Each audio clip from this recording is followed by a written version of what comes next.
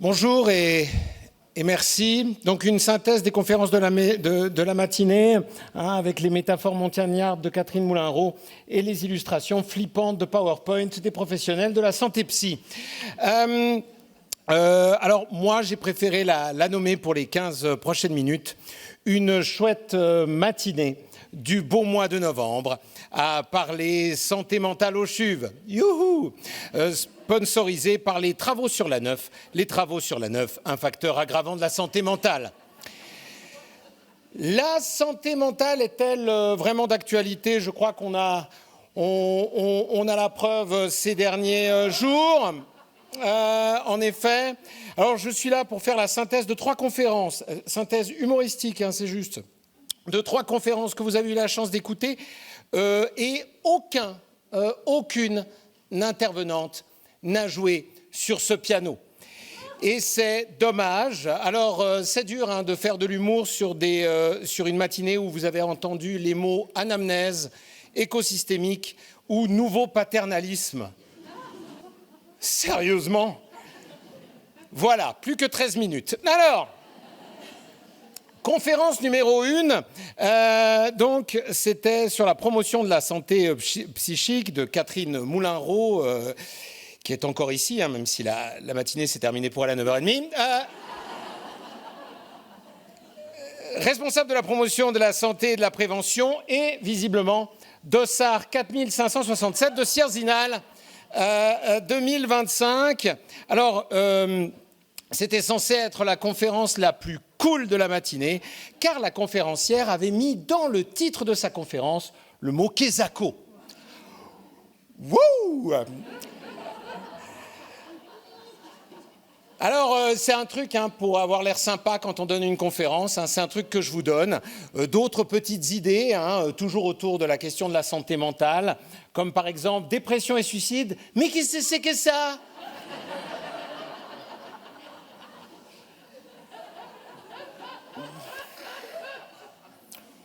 Ou burn-out. Mais qui c'est qui est fatigué au travail? Qui c'est?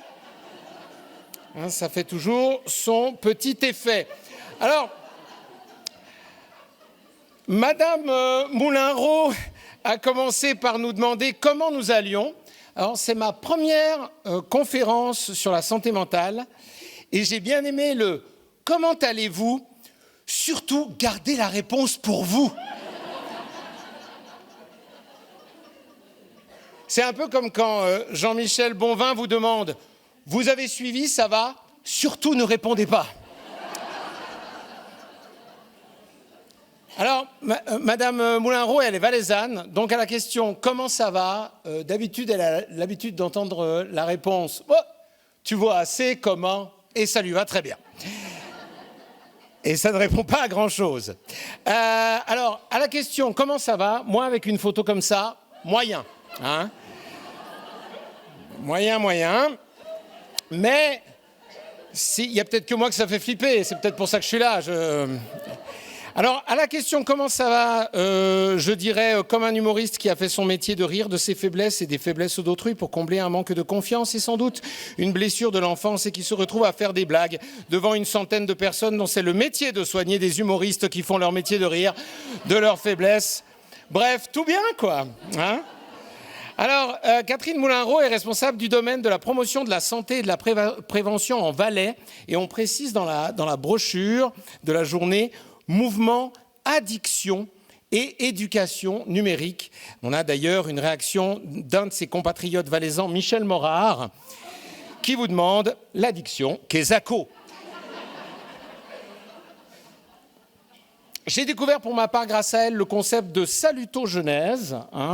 Donc, c'est l'approche positive de la santé qui s'intéresse aux facteurs qui permettent de se maintenir en bonne santé au lieu de se focaliser sur ce qui produit la maladie. Exemple, j'ai un rhume, ne pas se dire j'ai les bords du nez rouge, on dirait un clown du CNI cocaïnomane, mais ça me donne une voix sexy, comme Jean-Michel Bonvin.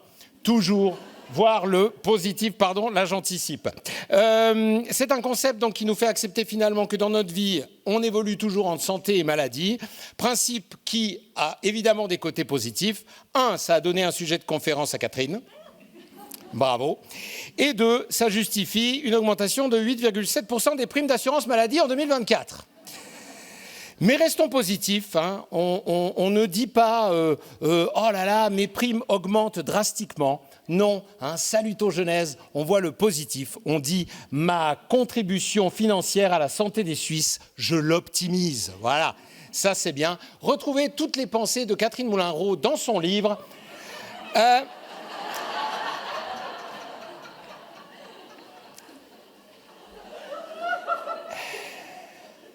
Ça dit bien à la santé mentale, hein. L'idée de Catherine Moulin-Roux est de se concentrer donc davantage sur la promotion des ressources individuelles et extérieures plutôt que sur la prévention des risques. Si j'ai bien compris que des environnements favorables peuvent atténuer les risques d'altérer notre santé mentale, avec 7 exemples. Assister à 3 conférences un matin de novembre dans le canton de Vaud contribue-t-il à atténuer ma charge mentale et les ressources qui vont avec. L'apéro dans 10 minutes. Alors, oui, plus que 10. Et puis, il y a les recommandations qu'elle nous a données, toujours avec ces illustrations. Recommandations pour aller mieux, hein.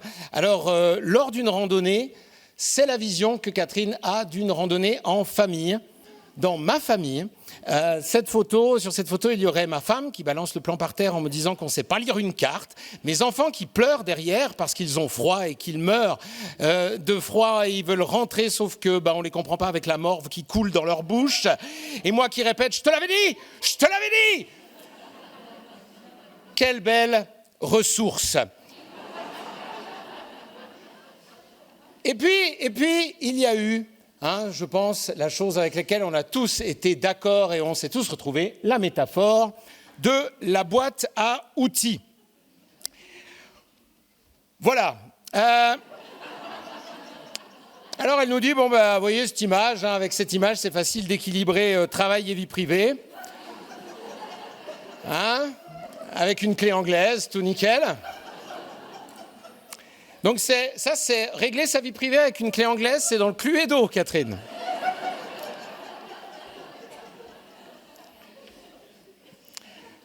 Encourager, elle nous met à côté de l'image, j'ai pas tout reproduit, encourager l'activité physique régulière. Voilà. Moi, j'ai un ado à la maison, je fais quoi? Je lui balance une scie circulaire, puis je lui demande de la ramener, je fais quoi? Dans la boîte à outils, il y avait marqué également « Faciliter l'accès aux soins psy ». Difficile aujourd'hui, sachant qu'ils sont tous au CHUV en train de regarder une conférence d'une dame qui prépare son cierzinal. Et puis après, je me suis dit « Ah, c'est cool, la matinée a fini », mais elle m'a menti, il y avait encore 2 conférences après. Et nous avons eu droit donc à la 2e conférence, au titre assez sommaire. Au-delà des impasses de la responsabilisation individuelle, la vulnérabilité sociale et la santé mentale au prisme de l'approche par les capacités de faire entre autres des titres clairs et synthétiques qui encouragent à la vulnérabilité de l'auditoire. À la vache, c'est beaucoup plus long que Kesako. Bon, il a lu le titre pendant 1 heure en fait. Les questions de santé mentale, il est vraiment à 1 mètre de moi et je sens le jugement. Vous dites, hein, si je vais trop vite pour vous.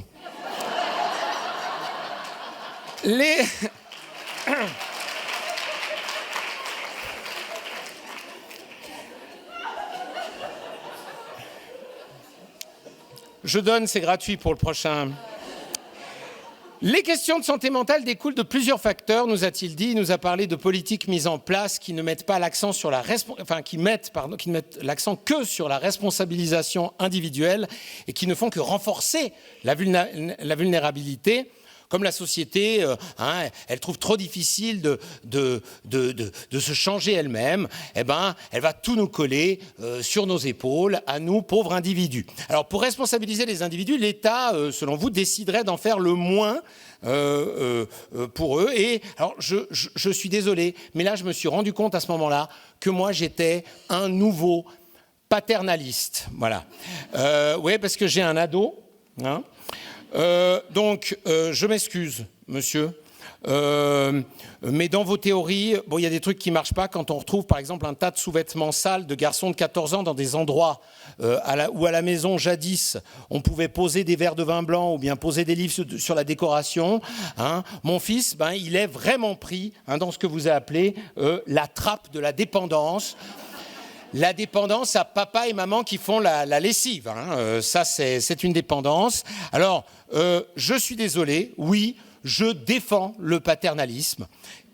Alors, je suis désolé, moi aussi, je vais citer de grands experts. Vous le dites, si c'est trop compliqué.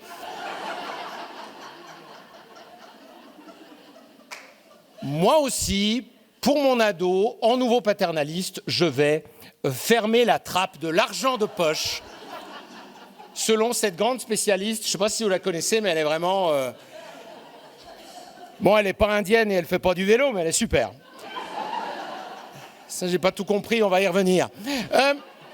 Jean-Michel Bonvin nous dit qu'il ne faut pas négliger le rôle décisif de la société, qui nous oblige à nous former à des critères parce qu'elle croit que ça nous fait du bien, ce qui fait que nous nous sentons un peu prisonniers, si j'ai bien compris, de normes imposées, un peu comme M. Bonvin, qui s'est retrouvé emprisonné dans les 42 slides à 160 signes chacune qu'il avait préparées pour ce matin. Mais il nous dit ensuite, en citant, attention on y revient, un philosophe indien faussement prix Nobel. Je ne sais pas si vous avez remarqué ça. Bon, je ne sais pas comment on peut être faussement prix Nobel. Ça a un peu décrédibilisé les propos du gars qui a suivi. Et vous nous avez parlé de la capacité, voilà, c'est ça, Amartya Sen, le faux prix Nobel, de l'importance de la liberté de choisir des personnes en nous disant « c'est trop compliqué, n'hésitez pas à m'interrompre » et là, personne n'a profité de sa liberté de choix.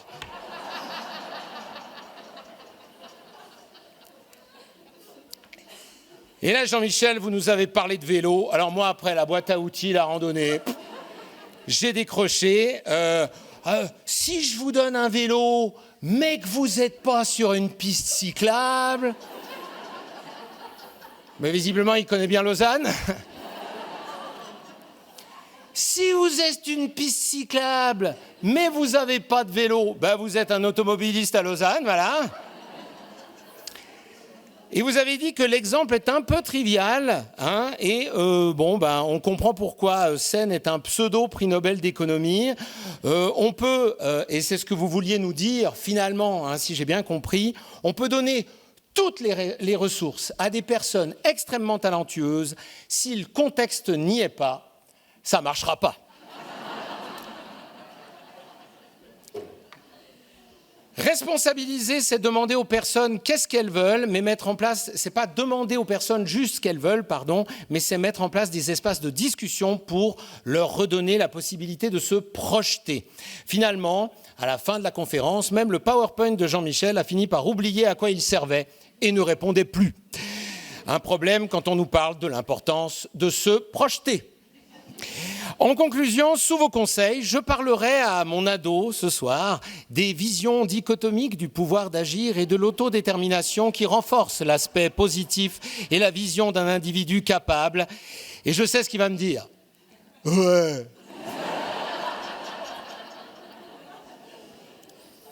Et conférence numéro 3... Promouvoir la santé psychique de Gilberte Voide-Crétenant, où on a remarqué que le pouvoir d'agir expliqué par Jean-Michel Bonvin avait ses limites, puisqu'il était 11h et nous n'avions pas le pouvoir de sortir pour l'apéro. L'idée maîtresse du début de la conférence de Madame était que promouvoir la santé psychique n'est pas que l'affaire de spécialistes, elle nous a dit, c'est pas l'affaire de psychologues ou de psychiatres. On se rend pas compte de l'aide que l'on peut apporter dans de nombreux domaines. Quand on n'est pas spécialiste, ça veut surtout dire que vous n'êtes visiblement pas des spécialistes. Moi, je savais, mais vous, voilà, vous en êtes pas.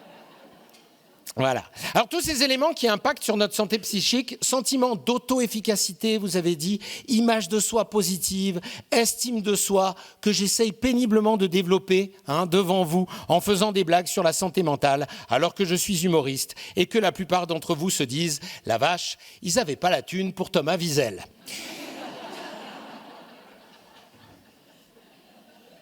Et puis, nous avons vu les déterminants de la santé psychique et ce fut l'occasion de voir encore une fois qu'on a peu de manières d'agir sur tous les facteurs et qu'on se fatigue à essayer d'agir sur ce qui ne nous appartient pas. Et donc, en plus du milieu social en général, qui avait été traité par M. Bonvin, elle s'est également intéressée au milieu professionnel. Est-ce que mon travail a une réflexion sur la bonne ambiance au travail pour un bien-être psychique de tous et toutes? Est-ce que je travaille dans une institution qui me comprend?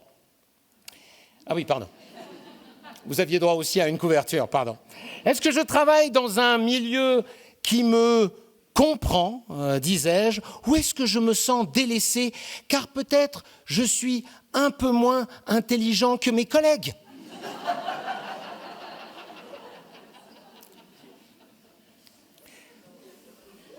On n'est pas tous égaux par rapport à ça, hein?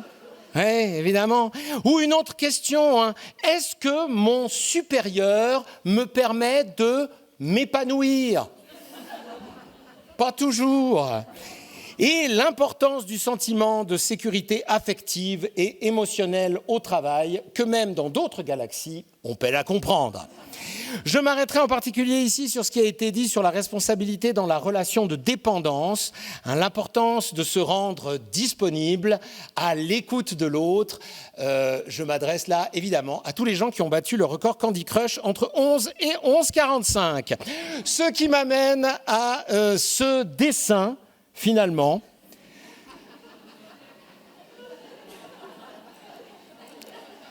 Parfois, les mots manquent pour parler de l'art. La manière dont Gilberte, vous promeuvez la santé mentale ressemble beaucoup à une photo chelou de profil Tinder. Nul doute que si Catherine fait une randonnée habillée comme ça, elle se fera tirer par un chasseur sur les hauts du Val d'Airain.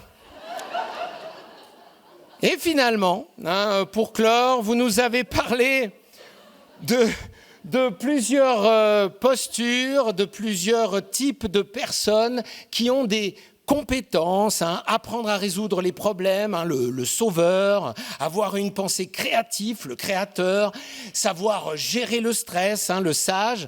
Moi, ça m'a fait un petit peu penser au jeu, je ne sais pas si vous le connaissez, le loup-garou. Voilà, c'est là-dessus que j'aimerais terminer. Bref, vous voyez un peu le monde du travail comme le loup-garou. Alors, si je résume, on est tous et toutes des villageois et des villageoises. Notre manque d'estime de soi, c'est le loup-garou. Rien à voir avec le collègue de Céline Dion. Il ne tient qu'à nous d'être chasseurs, randonneurs comme Catherine Moulin-Roux, ou d'être philosophe indien, pseudo-prix Nobel et cycliste comme Jean-Michel, ou nos institutions qui seraient, elles, les sorcières qui décident de nous venir en aide ou pas. Merci de m'avoir écouté, d'avoir aussi contribué à renforcer mon sentiment d'auto-efficacité. Est-ce que vous avez des questions? Gardez-les pour vous. Merci beaucoup.